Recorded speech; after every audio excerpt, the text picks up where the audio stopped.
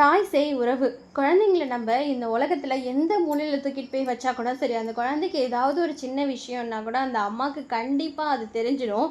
ஏதோ மனசு பதட்டமாவே இருக்கும் அவங்களுக்கு. இதெல்லாம் உண்மையா அப்படின்னு சொல்லிட்டு நானே என் லைஃப்ல ஃபீல் பண்ற ஒரு இன்சிடெண்ட்டா இன்னைக்கு நடந்துச்சு. நான் ஃபியூ டேஸாக ஆரி ஒர்க் கிளாஸ் போய்கிட்டு இருக்கேன். அந்த டைமில் பாப்பா வந்து பால்வாடிக்கு சேர்க்கலாம் அப்படின்னு சொல்லிட்டு பிளான் பண்ணி இன்றைக்கி தான் ஃபர்ஸ்ட் டே வந்து அவங்கள மேடத்தை வந்து கிளப்பிக்கிட்டு இருந்தேன்.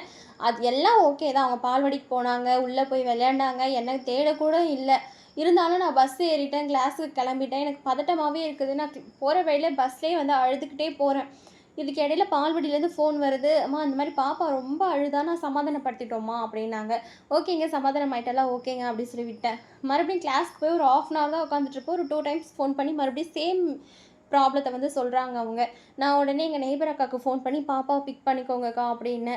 இந்த வீடியோட கண்டினியூவேஷன் பாப்பாவுக்கு என்ன ஆச்சு அப்படின்றத நான் செகண்ட் வீடியோவில் ஷேர் பண்ணுறேன் ஃப்ரெண்ட். பாய்.